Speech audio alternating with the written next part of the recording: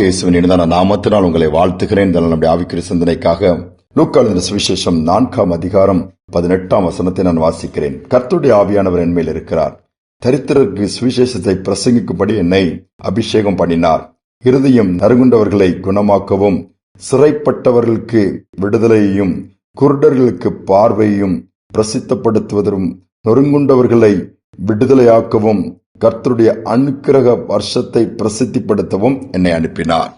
ஏசாயா தீர்க்கதரிசியின் மூலமா சொன்ன வார்த்தை அப்படியே நிறைவேறுகிறது. இயேசுவை குறித்து இயேசுவின் மூலமாக இயேசுவை இந்த வார்த்தைகளை வாசிக்கிறார். இவைகளை வாசிக்கும் பொழுது இயேசுவைகள் எல்லாம் குறிக்கப்பட்டது என்று நிறைவேறுகிறது. தன்னை குறித்து சொல்லுகிறார். கர்த்தருடைய ஆவியானவர் இயேசுவின் மேல் இருந்தபடியினாலே வேதம் சொல்லுகிறது. அவர் என்ன பண்ணுகிறார்? சுவிசேஷத்தை பிரசங்கம் பண்ணுகிறார். அடுத்தவனை மனம் திரும்புங்கள், பரலோகராஜ்யம் சமீபப்பட்டது என்று பிரசங்கிக்கிறார். வியாதியஸ்தரை சுகமாக்குறார், கட்டுண்டவர்களை விடுதலையாக்கிறார் என்று சொல்லிக்கொண்டே போகலாம். பார்வையற்றவர்கள் பார்வை பெற்றார்கள். பலத்த காரியங்களை செய்கிறார். அணுக்கிரக வருஷத்தை குறித்தும் அநேக காரியங்களை குறித்து அவர் போதிக்கிறார். அந்த ஆவியானவர் இருக்கும் பொழுது நிச்சயமாகவே சுவிசேஷத்தை சொல்லாமல் இருக்க முடியாது. If you are really anointed சொல்லுவாங்க. உண்மையாகவே நீங்கள் அபிஷேகம் பண்ணப்பட்டிருந்த ஆவியானவர் இருந்தார்னா உங்களால் சும்மா இருக்க முடியாது. நீங்கள் பெற்ற நன்மைகள், நீங்கள் பெற்ற சமாதானம், நீங்கள் பெற்ற நம்பிக்கை மற்றவங்களுக்கு சொல்லுவீங்க. இன்னைக்கு சொல்லுகிறோம், சுவிசேஷ ஊழியம் குறைஞ்சிக்கிட்டே போத. இயேசு பற்றி நான் அறியாத எத்தனையோ பேர் இருக்கிறாங்க. இது மதத்தை பரப்புவது அல்ல. இயேசுதான் ரட்சகர். அவர்தான் நமக்காக ஜீவனை கொடுத்தவர். அவர்தான் நம்மளை ரட்சிக்கிறவர். அவர்தான் நம்மை மீட்டெடுக்க ரத்தத்தை சிந்தினவர். இந்த செய்தி எல்லாருக்கும் போய் சேர வேண்டுமே. அவர் எல்லாரையும் நேசிக்கிறவர், பாவிகளின் நேசரவர். பாவங்களை வெறுக்கிறார், பாவிகளை நேசிக்கிறார், மீண்டும் வாய்ப்புகளை கொடுக்கிறார். இரக்கம் உள்ளவர், மனதுருக்கம் உள்ளவர், நீடிய சாந்தம் உள்ளவர். சொல்லிக்கொண்டே போகலாம். மனிதனால் முடியாதவைகளை இயேசுவானவர் நமக்கு செய்து கொடுப்பார். அவரை நோக்கி கூப்பிட்டால் போதும், இயேசுவே கூப்பிடுத சத்தத்தை கேட்டு உடனே வந்து உதவி செய்வார். எப்படிப்பட்ட சூழ்நிலை இருந்தாலும் அந்த இயேசுவை குறித்து நாம் சொல்ல வேண்டுமே. குறிப்பிட்ட வாலிபன் வியாதியினால் மரணப்படுக்கையில் இருக்கிறான். இயேசுவை பற்றி தெரியாது. அவள் புத்த மார்க்கத்தை பின்பற்றுகிறவர்கள். நுரையில் எல்லாமே அந்த சைரோக டிபி நோயினால அப்படி கரைஞ்சு போச்சுது. அது அப்படியே அந்த கிருமிகள் திணிர்ச்சுது. டாக்டர்ஸ் முடியாதுன்ட்டாங்க. அந்த கிருமி தொற்று நிறைந்த ஒரு அறையில கிடக்கிறான். வீட்டார் அவனை கவனிக்க முடியாதுன்னு சொல்ல, ஏன்னா மறித்து விடுவான்னு சொன்ன அந்த செய்தினால, இந்த மருத்துவ ரிப்போர்ட்னால இனி அவ்வளவுதான் முடிவுக்கு வந்துட்டாங்க.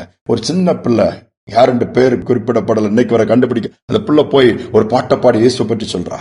இந்த வாலிபன் அவனை துரத்துறான், போ வெளியே போ, கிருமியை நிறைந்த இடத்துல நீ வந்து இயேசு பற்றி சொல்லியதுக்கு எனக்கு தேவையில்லைன்னு சொல்லி 4-5 நாள் தொடர்ந்து வர்றான். அவன் துரத்தினாலும் அவனுக்கு புரியல. என்னடா அந்த பெண்ணு இவ்வளவு தூரம் நம்ம துரத்தி கடினமா நடந்துட்டாலும் தனக்கு நோய் வந்துருமான்னு சொல்லி அந்த பயம் கூட இல்லாம இயேசு பற்றி சொல்றாள்னு சொல்லிட்டு அடுத்தல அவ சொல்றா, சரி நான் நீ உன்னை தொந்தரப்படுத்த வர மாட்டேன். ஒரு புதிய ஏற்பாடு, ஒரு பைபிளை கையில கொடுத்து இந்த சுவிசேஷ பகுதியை வாசித்து பாரு, மத்தேயுல இருந்து வாசிக்கி சொல்லிட்டு அந்த பெண் மறைஞ்சிருதா. இந்த வாலிபன் வாசிக்க ஆரம்பிக்கிறான். இயேசுவை பற்றி அறிந்து கொள்கிறான். என்ன நடக்கிறது தெரியுமா? அவனுக்குள்ள ஒரு பெரிய மாற்றம் வருது, சமாதானம் வருது, தைரியம் வருது, ஒரு நம்பிக்கை வருது. அடுத்தல இயேசுவை பற்றி அறிந்து கொண்டு ஜெபிக்க ஆரம்பிக்கிறான்.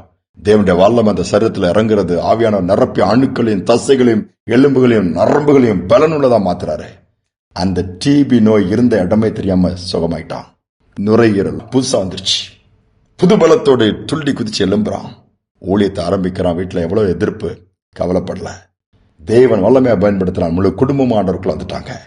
ஒரு தீக்குச்சி போதுமே ஒரு காட்டை கொளுத்த, ஒரு மெழுகுவர்த்தி போறோம் வீட்டில் முழுவதும் வெளிச்சத்தை கொண்டு வர வல்லமையா பயன்படுத்தி ஒரு அசைவை ஏற்படுத்திட்டு தான் போயிருக்காரு. அவர் தான் ஊழியர் பால் யாங்கிஷோ. தென்கொரியாவை மட்டும் இல்ல, உலகத்தை அசைச்சாரு. லட்சக்கணக்கான ஜனங்கள் அவருடைய ஆலயத்துல விசுவாசிகளா இருந்தாங்க. பெரிய ஆலயம். ஆரம்பம் அற்பமா தான் இருந்துச்சு. ஆவியானவர் இறங்குனாரு.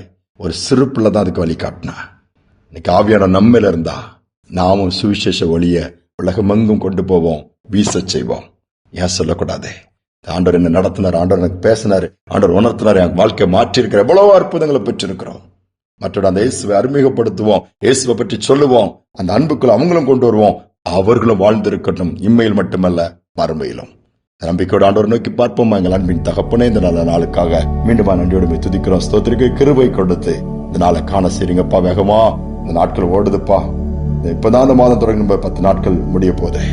10வது நாள்ல வந்திருக்கிறோம். எங்களை நினைத்தரலைங்க. இதை கேட்டுக்கொண்டு ஒவ்வொரு பிள்ளைகளும் உடைய அன்பை பெற்றுக்கொண்டவர்களாய் மட்டுமல்ல, உடைய அற்புதத்தை பெற்றுக்கொண்டவர்களாய் மட்டுமல்ல, மற்றவர்களும் பெற்றுக்கொள்ளத்தக்கதாய் ஊழியத்தை தொடர்ந்து செய்யட்டும். சுவிசேஷ ஊழியம் சுவிசேஷ சொல்றதை நிறுத்திருந்தா திரும்பவும் சொல்லட்டுப்பா. இயேசுவின் அன்பை மீண்டுமா உலகத்துக்கு காண்பிக்கட்டும். இந்த ஆவியான நிறைத்தருள்வீராக. எதற்காக எங்களை அழைத்தீரோ நிறைத்தீரோ அந்த நோக்கம் நிறைவேறட்டும். தாழ்த்தி ஒப்புக் கொடுக்கிறோம். துதிகனமே ஏற்றுக்கொள்ளும். இயேசுவின் நாமத்தில் பிதாவே, ஆமேன், ஆமேன். அந்த ஆவியானவர் நிறைவோடு இயேசுவை நாம் மற்றவர்களுக்கு அறிமுகப்படுத்துவோம். அவர்கள் சுகத்தை பெற்றுக் கொள்வதற்கு அது ஏதுவாக இருக்கும். விடுதலை பெற்றுக் கொள்வதற்கு காரணமாக இருக்கும். எல்லாவற்றுக்கும் மேலாக தேவனுடைய பிள்ளைகளை மாறுவதற்கு வாய்ப்பாக இருக்கும். இந்த சிந்தனையோடு இந்த நாளை தொடர்வோம். மீண்டுமாய் நாளை தினம் சந்திப்போம்.